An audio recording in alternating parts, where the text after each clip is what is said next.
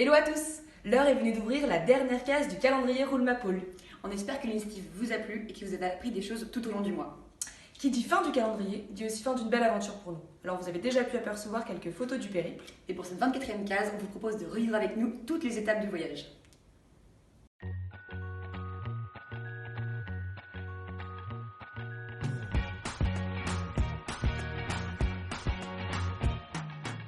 Roule ma poule.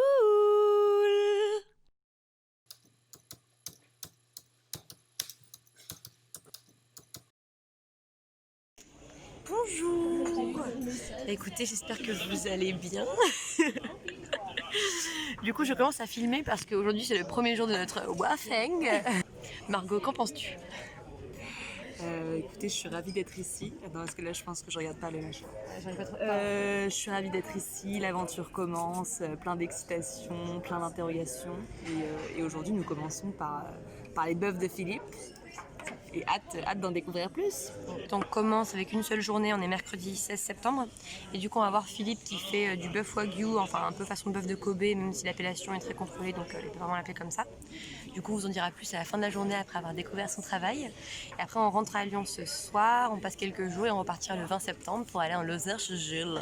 Ceux qui ont suivi notre périple sauront que finalement, nous ne sommes jamais allés chez Gilles en Lozère. Mais nous avons bien rencontré Philippe qui nous avait visité son exploitation. Là, c'est nous. Et là, ce sont les vaches que Philippe élève. Vétérinaire de formation, Philippe Prévost lance l'aventure Camacle en 2011. Il commence par l'élevage de vaches charolaises et se lance très rapidement dans la production de Wagyu, une race de bœuf japonaise d'exception. À Camacle, on découvre une façon unique de produire une viande unique. La viande de bœuf Wagyu est connue pour son persillage exceptionnel qui la rend très goûtue. L'élevage de Philippe est particulier dans le sens où ce ne sont pas les vaches Wagyu qui portent leurs veaux. L'élevage commence par le transfert d'embryons Wagyu dans les vaches charolaises. Cela permet à Philippe de faire grossir son élevage et ainsi continuer à commercialiser la viande tout en vendant certaines vaches à des collègues éleveurs. Après cette journée riche en échanges, nous rentrons à Lyon pour préparer notre départ imminent.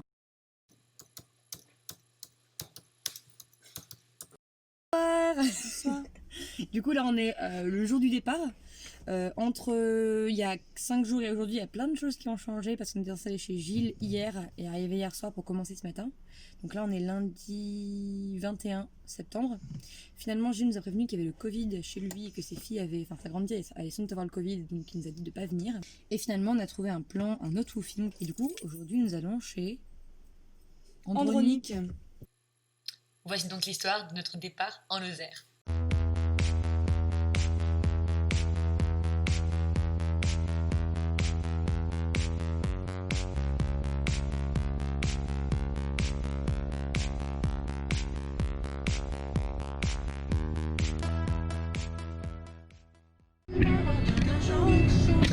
On vient d'arriver en Lozère.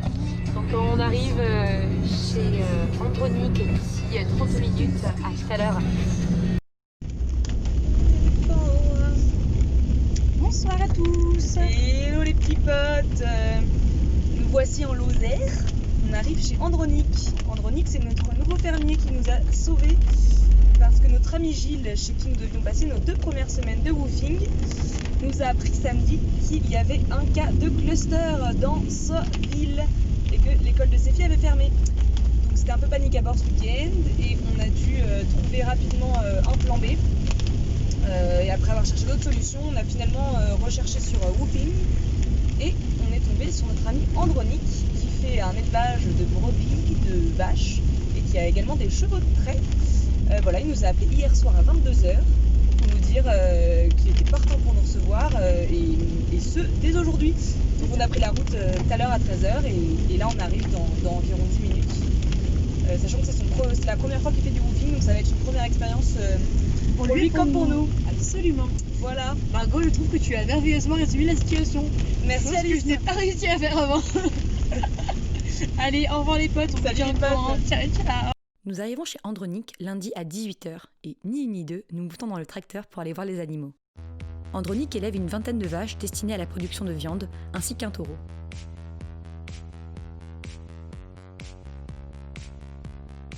Toutes ces vaches étaient en pâturage lorsque nous y étions au mois de septembre. Nous allions chaque jour leur apporter herbes ensilées et eau. Les vaches regagnent l'étable quand les températures deviennent négatives.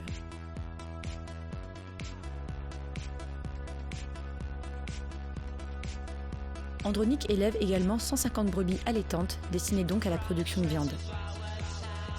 On qualifie cet élevage d'allaitant car les brebis allaitent leurs agneaux jusqu'au sevrage de ces derniers. En vivant aux côtés d'Andronic, on se rend compte de la vie très dure que mènent certains éleveurs.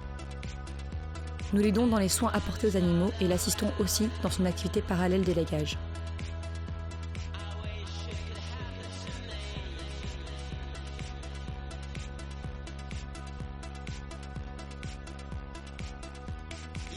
Nous avons pu échanger avec ses sœurs et sa maman, et c'est ainsi qu'on s'est rendu compte de la dimension familiale de l'exploitation.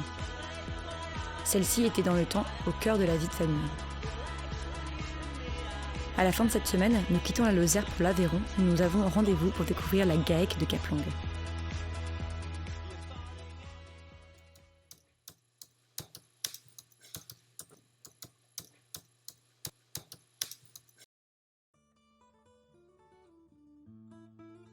Rien de ce que nous avions vécu avant ne nous avait préparé à ce que nous avons découvert en Aveyron, dans la petite ville de Caplong. Du café des gens, où tout le monde peut s'inventer barman, aux nombreux festivals qui attirent des milliers de personnes, c'est à se demander si Caplong n'avait plus d'initiatives que d'habitants.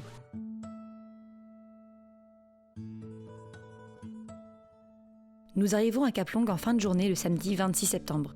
Nous devons y découvrir le travail de Jean-Marc, Nathalie et Bogdan, qui élèvent plus de 500 brebis laitières et cultivent pommes de terre et betteraves. Dès notre arrivée, nous rentrons dans le café des gens où la porte est toujours ouverte, à part s'il y a du vent. Durant cette semaine, nous découvrons le métier d'éleveur de brebis laitières et avons la chance d'assister à la traite. Jean-Marc et Nathalie sont passés sous la labellisation bio en 2009 et sont désormais fournisseurs de lait de brebis, notamment pour les roquefort papillons bio et les yaourts vrais bio.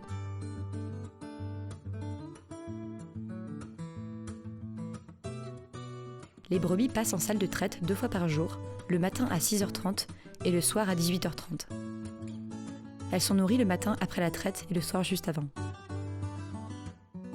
La traite dure approximativement 2 minutes 30 par bête et est automatisée grâce à des pompes. Ces dernières sont à placer directement sur l'épi et se retirent automatiquement dès que la brebis a donné assez de lait.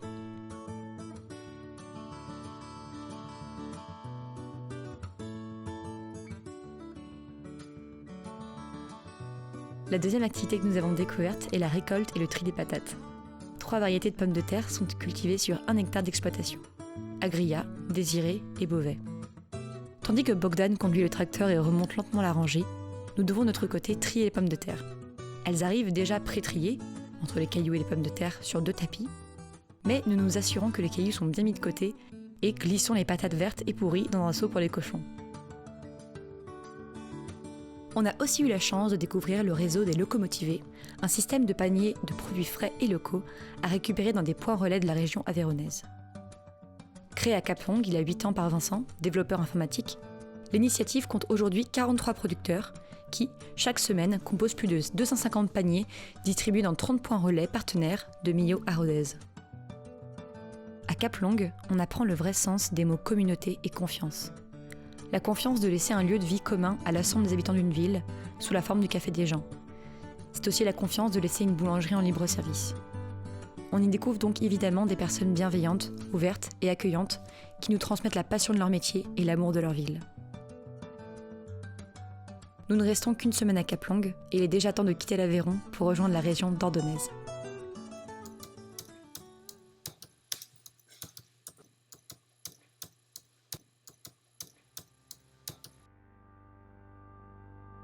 Notre première expérience en maraîchage commence au jardin de la Menou, chez Karine et Annick, installés depuis 2016. Sur 1 hectare, ils cultivent toute l'année des légumes en suivant non seulement le cahier des charges de l'agriculture biologique, mais aussi en s'appuyant sur quelques principes de la biodynamie. Nous rencontrons Nicolas, et c'est la première fois que nous travaillons avec un autre bouffeur.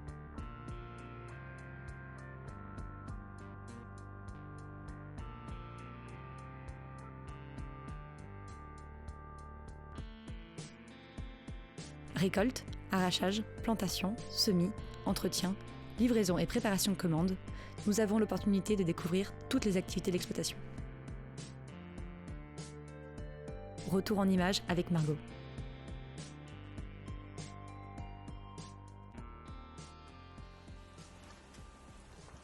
Alice, je ne vous avais pas vu, j'étais occupée avec mes blettes.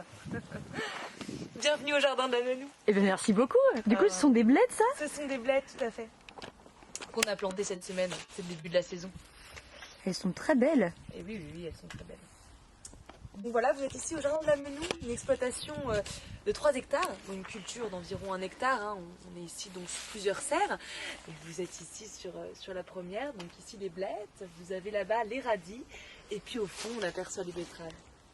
Bien sûr, tout est issu de l'agriculture biologique et on procède ici en rotation des cultures. Donc en fait, juste ici, là, sous les blettes, pas plus tard que la semaine dernière, on a enlevé des concombres. Produit d'été. Et ça, ce sera pour vos soupes d'hiver. Voilà. On fait un tour de l'exploitation si vous Eh bien carrément, c'est parti. Super. Vous me suivez?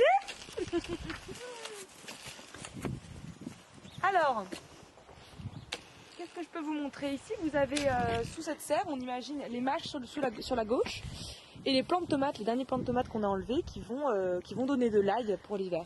Voilà, hein, tout en système de rotation des cultures. Alors sous cette serre, vous trouverez de la salade sur votre gauche et du céleri branche sur le reste de l'exploitation. Génial. Voilà. Karine et Annick cultivent de nombreux légumes, hein, globalement tous les légumes qu'on peut trouver dans notre assiette en hiver, même ceux qu'on ne connaît pas forcément. Alors certains légumes sont plantés plusieurs fois au cours de la saison. Ça dépend de leur temps de culture, du temps de préparer les semis et bien sûr du consommateur. Par exemple ici vous avez du fenouil. Le fenouil c'est déjà la 2e fois qu'ils le plantent cette année. Ils ont déjà fait une première récolte en septembre. Là ils l'ont planté, ils vont le récolter dans les semaines à venir et il y en aura une 3e au cours de la saison. Donc contrairement à ce qu'on pourrait penser, le fenouil est assez consommé au Périgord.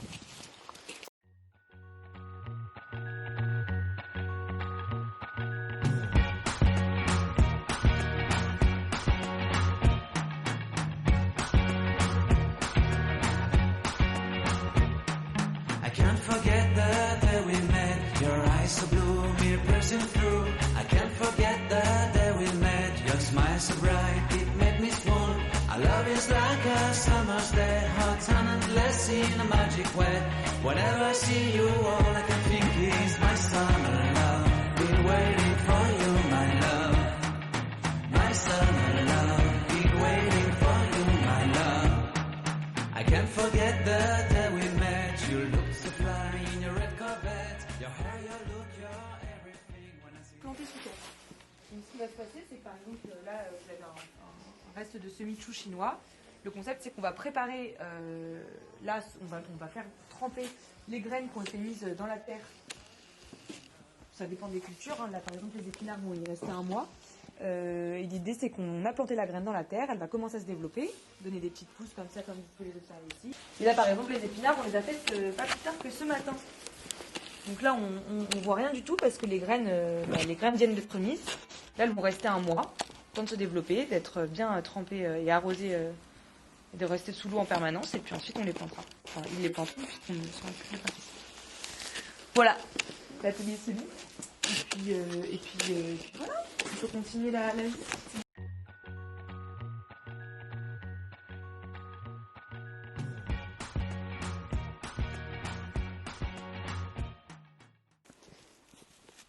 Bon alors là ça va être beaucoup couvert.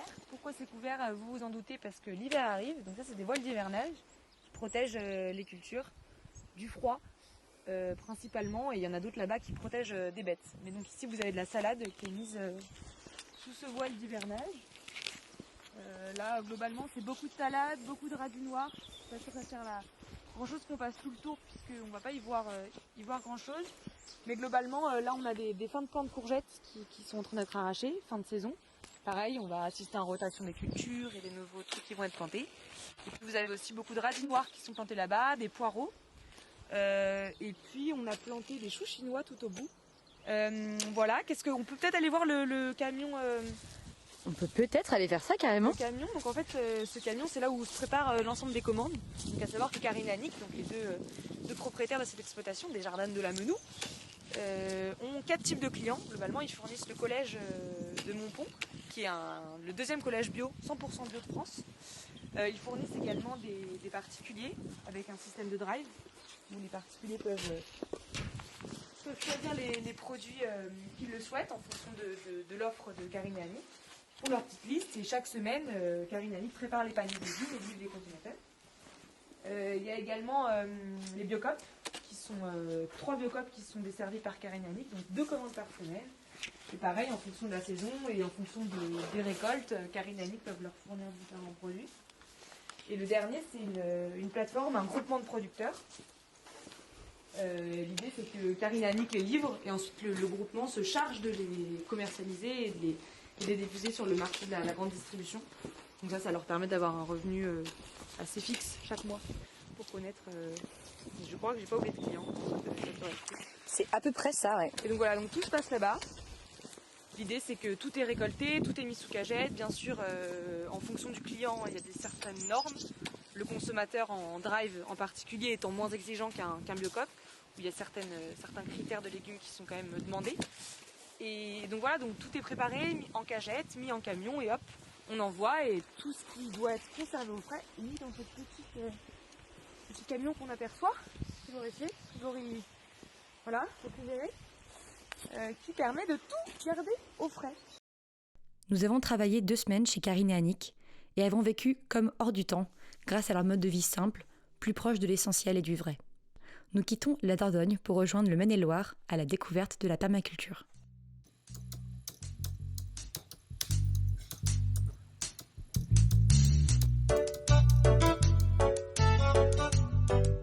Nous arrivons chez Renan et Leïla en pensant rester 3 semaines. Finalement, ces 3 semaines se sont transformées en 6. Nous logeons dans une maison pour les bouffeurs que nous partageons avec Vincent, Carole et Dorine pendant la première semaine, puis Dorine et Théodore pour les dernières. Au jardin, nous rencontrons aussi Clément et Quentin, les alternants de Renan. Gauthier, Théo, Dimitri, des stagiaires et d'autres occasionnels travailleurs. Autant dire qu'il y a du monde à la table à midi. Mais avec cette bande de joyeux lurons, le travail est bien fait et se déroule toujours dans la meilleure des ambiances. Nous découvrons avec beaucoup d'intérêt le travail de Renan qui s'est installé il y a 3 ans à Saint-Mathurin. Retour en images sur le jardin avec Margot. C'est parti. Coucou Margot. Salut Alice. On est où là? Alors ici on est aux fruits et légumes d'ici et d'ici, donc Ok. l'exploitation dans laquelle on vient de passer 6 semaines Ok. au lieu de 3.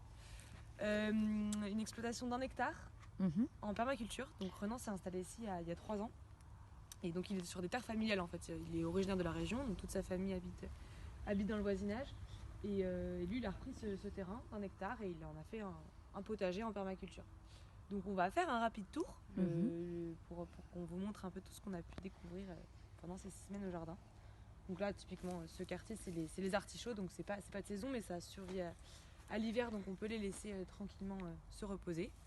Là derrière nous on a des petits pommiers, des poiriers et des autres fruitiers. Au total il y aura 300 fruitiers qui vont être plantés dans le jardin, donc entre ici et l'autre champ qu'ils ont à côté. Voilà, donc ensuite à ma droite vous avez des structures en palox. Donc c'est une forme de... Attention, il y a plein de couches en fait en dessous qui permettent aux plantes de pousser avec juste à la surface du compost. Bon, là il n'y a plus grand chose, mais ici on a par exemple des piments, du petit chou, des choux ici avec beaucoup d'aromates. Donc là quand on est arrivé, nous il y avait beaucoup plus d'aromates. Là ils sont plus trop là, et puis les persils résistent pas au froid, donc on a dû les rentrer en serre. Donc voilà, donc là globalement il y a des structures en butte, qui est une structure qui revient souvent en permaculture, qui permet vraiment à la plante d'avoir un positionnement et une énergie plus forte. Et là vous avez de la bourrache, des choux, des choux-fleurs, beaucoup de fruitiers qui sont entre ça qui sont entre les différentes buttes. Et puis voilà, on peut continuer la visite. L'objectif c'est vraiment que les plantes s'apportent entre elles et limiter du coup l'intervention humaine, parce que si on a un chou-fleur qui va aider, si un oignon qui va aider un chou-fleur, ben, ça nous permettra de moins avoir à intervenir sur cette butte et que tout se fasse naturellement et que tout pousse grâce au lot. C'est génial. Alors là vous avez le poulailler, donc il y a 120 poules actuellement, et puis des béliers. Donc là vous avez les béliers, les magnifiques béliers. Les béliers c'est essentiellement pour pâturage, enfin, ils permettent quand même d'entretenir la pelouse naturellement, et puis pour leur consommation perso aussi il y a des petits canards également. Ici on arrive sur notre dada où on a passé nos 3 premières semaines je pense à peu près. Donc là, c'est des buttes de fraises. Donc là, c'est vraiment la structure butte par excellence de la permaculture. Donc ici, là, il y a 13 000... non, au total, il y a pas 13 000. Il doit y avoir 10 000 pieds de fraises qui ont été plantés donc, sur les différentes buttes. Donc là, on le voit ici, c'en est par exemple. Donc les fraises surtout... Ouais. Salut Lucas. Des fraises sur toute la longueur. Donc là, toute cette surface, là, donc de cette butte de gauche ici, sur toute la longueur, ça va représenter seulement 3 tonnes de fraises à la fin de la saison. Donc par équivalence, sur cette même surface, il y avait les tomates cet été, ça faisait 11 tonnes de fraises. 11 tonnes de tomates, pardon. Donc on voit bien le peu de rentabilité qu'on peut avoir sur des fraises étant donné la taille la surface que ça prend. Et puis voilà, vous avez du coup des oignons au milieu. L'oignon va libérer de l'azote et en libérant de l'azote, il va aider les fraises à pousser. Donc là où vous devez vous dire pourquoi il y en a des fraises maintenant, parce qu'étant donné qu'on est au mois de novembre, mais en fait la fraise résiste au froid de l'hiver. Donc là en fait ce qu'on a fait, c'est qu'on les a replantées et elles vont s'enraciner et leurs racines vont commencer à se développer pendant l'hiver. Et par contre le fruit bien sûr n'arrive qu'au printemps et qu'à l'été. Et là on a des cornettes sur toute la planche. Donc voilà, on peut passer à la visite des serres. Donc la planche de gauche c'est des framboises. Donc pareil, les framboises, là c'est plus du tout de saison, on a récolté les dernières octobre-novembre. Mais là le concept c'est que les pieds je saurais pas dire le terme, mais ça se multiplie entre eux. Ouais. Donc à l'origine, il y a 3 ans de ça, quand Renan est arrivé sur ce terrain, il a planté une tige comme cette framboise tous les 80 cm. Il a juste fait ça sur une planche comme ça, exactement sur celle-ci d'ailleurs, parce que pour le coup il change pas cette planche-là, tous les 80 cm. Et là en 3 ans de ça a été multiplié par, là on voit pas tout parce qu'on en a enlevé beaucoup, mais c'est monstrueux comment ça se multiplie. Et donc là ça résiste au froid d'hiver et donc du coup pareil que les fraises, ça prend racine et ça garde toute son énergie pour plus tard et faire le fruit au printemps. Tout à fait. Et nous d'ailleurs on les a coupés, taillés la semaine dernière. Et avec en fait ce qu'on coupe du framboisier, on le retaille pour faire des petites boutures qu'on a plantées autre part et du coup ça se démultiplie encore plus. Non seulement depuis les racines mais aussi sur ce qu'on peut replanter. Ok, passage à la serre 2. La serre 2 pareil, totalement transformée depuis qu'on est arrivé. Ah attendez, je veux juste montrer là les petits arbres à kiwi. Et comment on appelle ça d'ailleurs? Les acativia. Voilà, je sais plus. Il y a un M. Acmativia, ouais, je un sais truc pas. comme ça. Bon, en tout cas c'est très mignon. Parce qu'on reconnaît la peau du kiwi sur la branche de la rose. Alors, passage en serre 2. Moi perso, c'est ma préférée. Oh, elle est trop belle. Donc là pareil, quand on est arrivé, donc c'était pas disposé exactement comme ça, vu que pareil, et même principe que la serre 1, c'était décalé, ce qui était chemin était but la saison dernière. Pareil, c'était concombre, tomates, oignons, fraises et ail aussi. Et donc là, serre d'hiver, donc à gauche des roquettes qu'on a plantées quand on est arrivé. Donc là on voit que ça fait 5 semaines qu'on a dû les planter je pense. Elles commencent déjà, ce que me disait Ronan, c'est qu'elles vont bientôt être prêtes. Au milieu encore une butte de fraises avec des oignons au milieu, donc là on commence à bien les voir. Oignons blancs moitié de butte et oignons rouges de l'autre moitié. Là vous avez encore des blettes et des cardes et puis ici de la mâche pareil qu'on a planté quand on est arrivé. Et qui commence à être très bien. On manque de désherbage mais elle commence à être très belle. Donc voilà. Et donc là on n'a pas parlé des arceaux mais ça en gros l'idée c'est que les fraises justement elles n'aiment pas trop la chaleur pour pousser. Donc en fait là sous serre cet été ça va quand même leur permettre de pas avoir trop le soleil qui les expose et donc en mettant les arceaux Renan remettra une toile qui va leur permettre vraiment de pas avoir trop de lumière parce que sinon au-delà de la chaleur en fait c'est plutôt la lumière qui les agresse et donc du coup pour qu'elles puissent pousser et être magnifiques. On peut continuer. Donc, globalement là on arrive dans la dernière partie du jardin. Il y a une poule. Il y a une poule. Donc ça c'est une poule qui ne doit pas être là. Globalement on est sur les mêmes principes. Là on a des structures en palox avec encore beaucoup de choux. Il y avait pas mal d'aromates dedans aussi. Là on a des artichauts et du chou-fleur. Une poule qui ne doit pas être là donc on va essayer de la choper. Essayer discrètement de la choper. Viens là ma cocotte. Non elle va voler là. Tu es toute calme.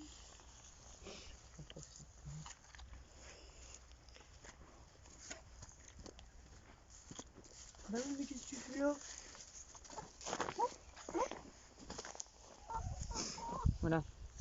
Super. Tu fais un tour de main pour vraiment maîtriser leur les ramener poules. Et on sent qu'il y a de la pratique. Donc voilà, donc là, palox, on a encore du chou, des artichauts, on a des épinards qu'on n'a pas encore vus au début, puis de la mâche derrière et puis des salades. Encore une fois, là on reconnaît vraiment le beau jardin d'hiver. Épinards pareil. Ça typiquement les mâches et les épinards, comme je disais tout à l'heure, c'est des choses qu'on plante tout seul parce que la récolte elle est rapide. Donc du coup la permaculture elle a ses limites dans ce genre de culture parce que c'est compliqué. Si on avait autour de ça des oignons, des choux, ce serait compliqué de venir cueillir l'épinard parce que l'épinard on aurait vraiment la feuille. Et donc du coup il décide de les mettre tout seul sur sa planche pour que ce soit plus facile et étant donné que ça change tout le temps, c'est plus pratique. Et les épinards typiquement c'est un plant qui va régénérer environ 7 fois. Donc on va pouvoir faire 7 cueillettes sur un même plante. Et voilà, et donc globalement après là on peut s'imaginer, parce que ce qui est très chouette c'est que Renan a plein de projets et plein de visions déjà des choses. Donc là par exemple tous les fruitiers qui sont là ils ont 2 ans, 3 ans, non il les a mis quand il est arrivé. Donc là on peut s'imaginer que déjà dans 15 ans il y aura des rangées comme ça de fruitiers tout du long, et puis le long de la rambarde là sur le côté droit que des vignes. Il va avoir 150 ou 200 vignes tout le long du jardin, donc le long de la bordure et remonter comme ça sur la gauche. Donc ce jardin va bien bouger, bien évoluer, ça va être magnifique. Merveilleux. Et voilà. Est-ce que tu aurais une activité que tu dirais qui a été ta préférée dans tout le séjour ou est-ce que c'est compliqué? Non, j'ai une matinée qu'on a tous préférée, je pense, c'est le moment où on a planté les arbres. Dans le champ d'à côté, on a déjà vu ça. Sinon, une activité que j'ai préférée. La plantation, moi j'aime beaucoup, planter les petites mâches. Et toi Alice, est-ce que t'as une activité que tu as préférée? Je pense que sur le moment, j'ai détesté ça. Et c'était d'étirer les fraises. Depuis ce qu'on a fait pendant 3 semaines, à la fin, je trouve qu'il y avait un petit côté revenir un peu à la maison, quoi. Voilà, super. Et bien c'était l'aventure des fruits et légumes d'ici à Saint-Mathurin-sur-Loire. Tome 1. Et merci à Renan et Leïla pour ces magnifiques semaines. Nous avons accueillis pendant 1 mois et demi, ce que peu de gens auraient fait. Aux fruits et légumes d'ici, grâce à la confiance de Renan, on se sent libre et autonome.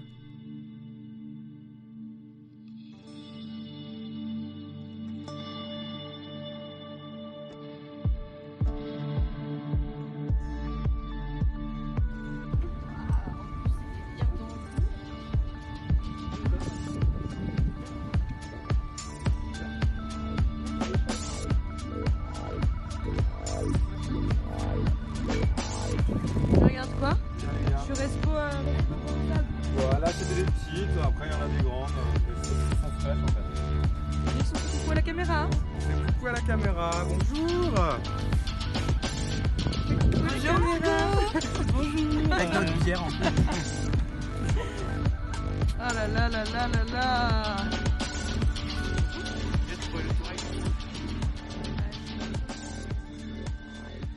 Pour finir, on voudrait remercier Andronic, Jean-Marc et Nathalie, Bogdan, Karine et Annick, et enfin Renan et Leïla pour leur accueil et pour leur bienveillance. L'aventure Roule ma poule n'aurait pas été possible sans vous.